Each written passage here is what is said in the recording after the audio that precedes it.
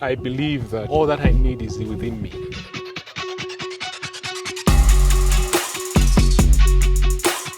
Whether I'm in Africa or I'm in Europe. Yeah, true.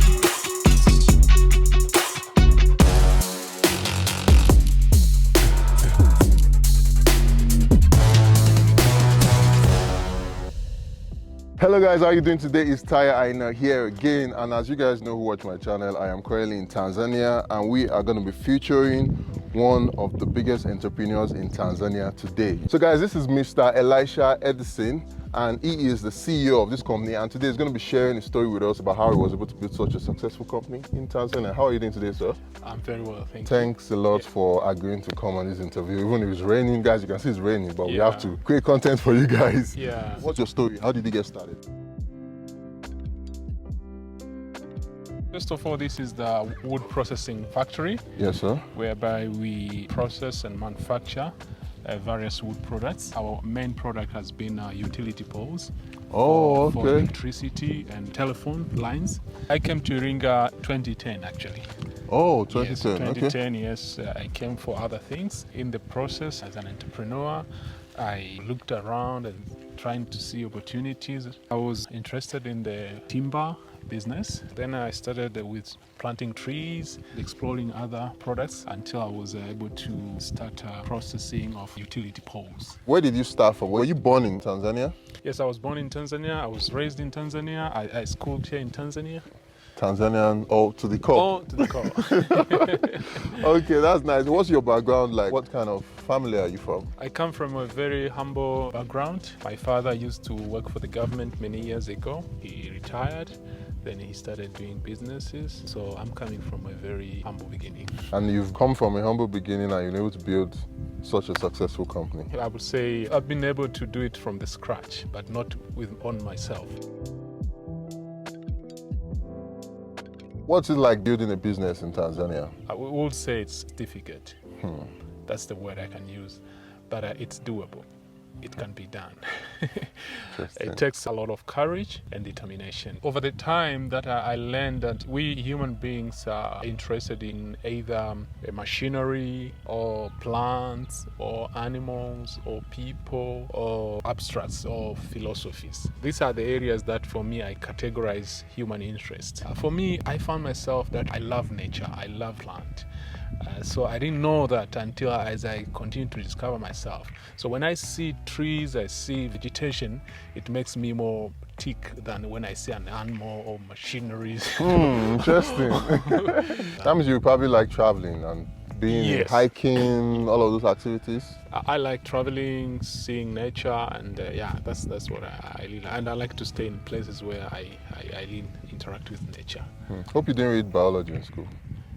Yes, I did. Oh, that's what you read. No, not my Okay, my major, but okay. not my major, but it's out of interest. In every setting or in every geographical location, there's some kind of a natural blessing that you find. Here, the raw material you can easily access is wood. Yeah, because this area is rich in these resources. This is my first time in Iringa, and I heard there's a lot of, because I can even see the landscape. The landscape is really beautiful. Yeah. How many years have you lived here for? I think 10 now. 10? Yeah, almost 10, yeah. So what's special about Iringa? If somebody asks you what's so special about Iringa, what would you say? What do you love about Iringa? What I love about Iringa is the people, number one, the nature, the landscape. You are always like you're on a vacation. I grew up and studied in Dar es Salaam. Before I moved here, I was in Arusha, so coming to Iringa was like, wow, going to a vacation and living in a vacation. The people, the environment, the weather, that's what I like. Iringa is a sleeping giant. For an entrepreneur, there is endless possibilities here. How did you start this wood business, the wood processing? I developed interest in the wood and trees in general. Then slowly I started exploring other avenues. After dealing with timber for some time, she's a lady from Nigeria. Oh, okay. Interesting. Our Nigerian people are everywhere. Yeah. I happened to work with her and she introduced me to someone, said, there's this guy who is looking for someone who can supply utility poles in Kenya. I said, wow, okay, but I have not done that one. We met him and we started talking, and he connected us. I went to Kenya and they asked me, can you deliver utility poles? I said, oh yeah, I can do that. By then I didn't have in a plant, I didn't have anything. Wow.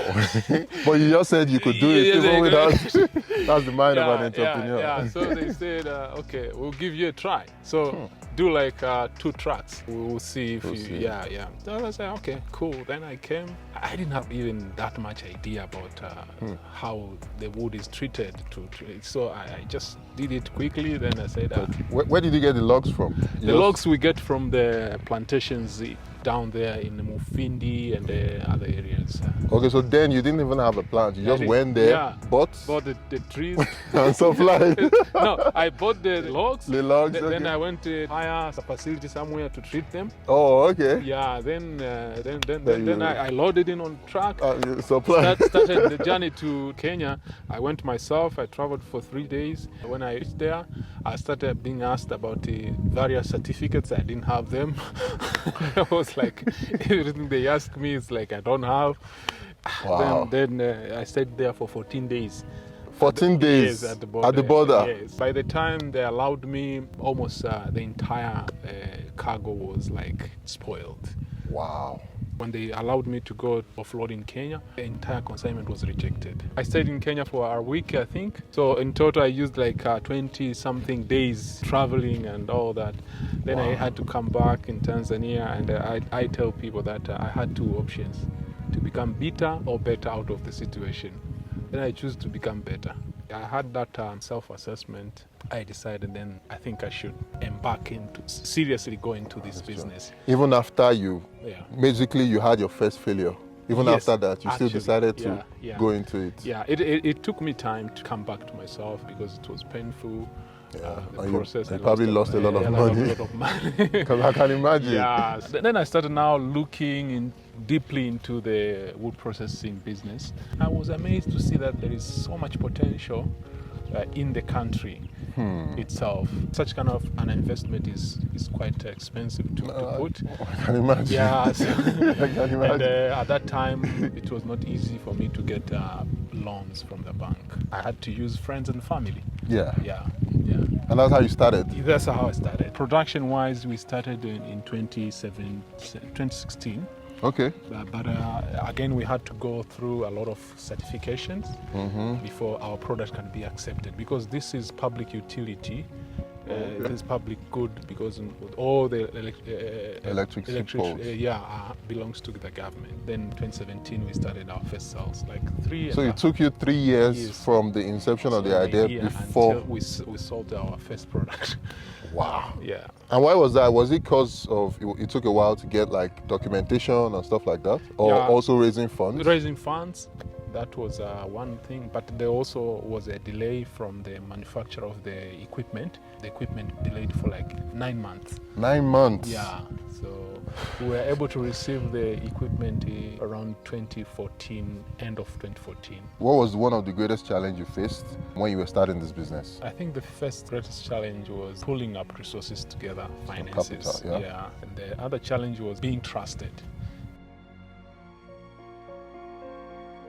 Mostly here you see is electric poles. We have other products that maybe I'll get time to show you. These are used in construction of homes? Yeah, this is for construction of homes, for roofing. Okay. This one is capital intensive business. One log that you see here, I think $150. $150? Yeah, that one you see. For one? Yes.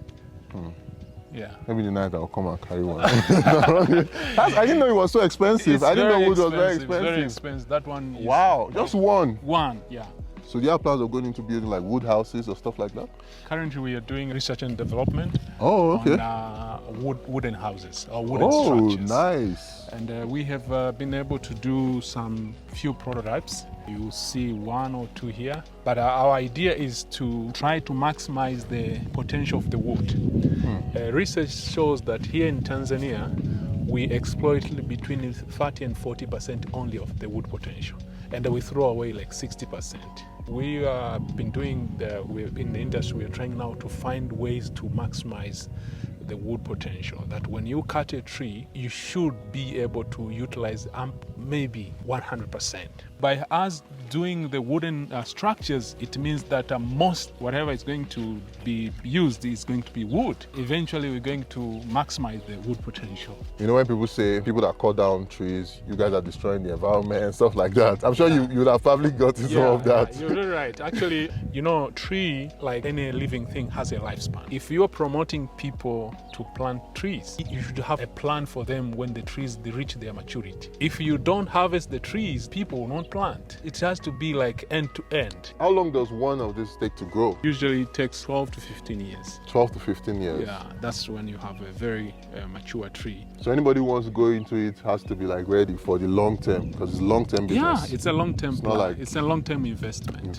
Yeah, someone can do it as a whatever retirement or whatever. For example, you get a child today, and plant trees for her or him. Yeah, by the time they're going to college, they become millionaires. Yeah.